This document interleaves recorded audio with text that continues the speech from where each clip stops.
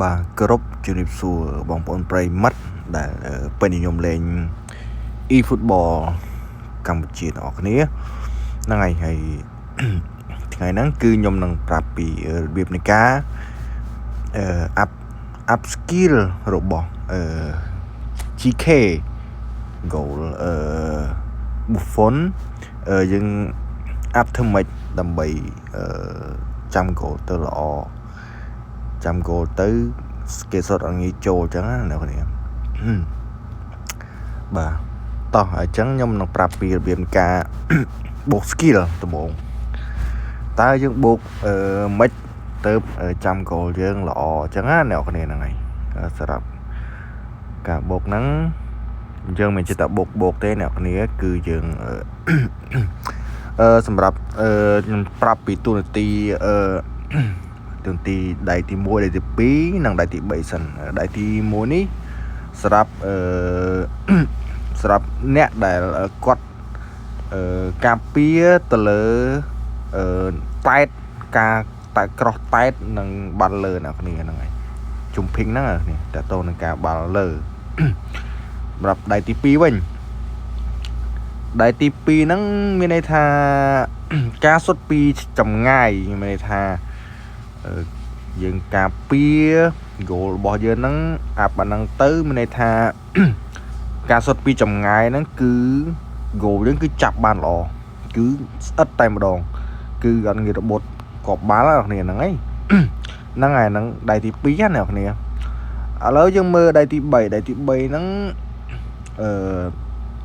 GK reflexing ហើយនឹង casing ហ្នឹងមានន័យថាពីហ្នឹងបូកចូលគ្នាទៅមានន័យថាreflect លឿនលក្ខណៈថាដូចថា goal ចាប់បាល់ដួលមានន័យថាគេសុទ្ធទៅ goal ហក់ទៅចាប់ដួលអញ្ចឹង goal ដួលអញ្ចឹងនៅពេលគេដល់ជើងបាល់ដល់ជើងគេអញ្ចឹងមួយសារទៀតអញ្ចឹងណាឡងត្រូវជើងគេមួយសារទៀតអញ្ចឹង goal ហ្នឹងវា reflect មានន័យថាវាងើបមកលឿនងើបមកលះលហួនណាហើយនឹងមកការពារសំណាញ់ទីកុំឲ្យគូសត្រូវយើងសុទ្ធចូលម្ដងទៀតមានន័យថាវា reflect លឿន goal លឿនលះអញ្ចឹងណាហ្នឹងហើយសម្រាប់ goal វិញគឺខ្ញុំ recommend ឲ្យអ្នកគ្នាប្រើដៃទី2គឺល្អអ្នកគ្នាឥឡូវខ្ញុំប្រាប់ពីរបៀបនៃការបូកអ្នកគ្នាអូខេសម្រាប់ការបូកគឺខ្ញុំបូកដៃទី2ពួកអីចូលចិត្តលេងដៃទី2ដោយសារពីច្រើនគឺគេអត់សូវលេងបាល់លើទេគឺខ្ញុំបូកវាមិនមកអ្នកគ្នាតមកខ្ញុំបូកreflect យើងច្រើនដែរហ្នឹងហើយ goal យើងត្រូវការ reflect លឿនដែរតែទីយកដៃទី1ហ្នឹងគឺពីច្រើនខ្ញុំអត់សូវបដោតខ្លាំងទេពីច្រើនខ្ញុំអាប់តែប៉ុណ្ណឹងអ្នកគ្នាសល់មួយហ្នឹងគឺខ្ញុំអាប់មកមួយនេះហ្នឹងហើយអាហ្នឹងវាជំនួយការហក់សល់មួយអញ្ចឹងកុំឲ្យខាតអញ្ចឹងហ្នឹងហើយសម្រាប់ការអាប់goal ឲ្យខ្លាំងហ្នឹងហើយនេះឃើញមិនទេអ្នកគ្នានេះ GK Rich ហើយ GK Rich មិន reflect ក៏ល្អដែរហើយនឹងអានេះមួយទៀតអូខេល្អហ្នឹងហើយ goal គឺប៉ុណ្្នឹងហើយនេះគឺល្អហើយសម្រាប់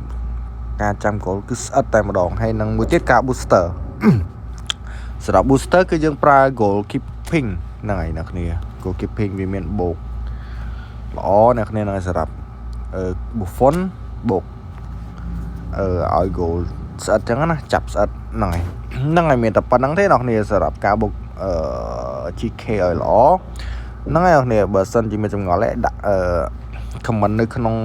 វីដេអូហ្នឹងបានហ្នឹងហើយបើសិនជាចូលចិត្តវីដេអូហ្នឹងកុំភ្លេចជួយ subscribe និង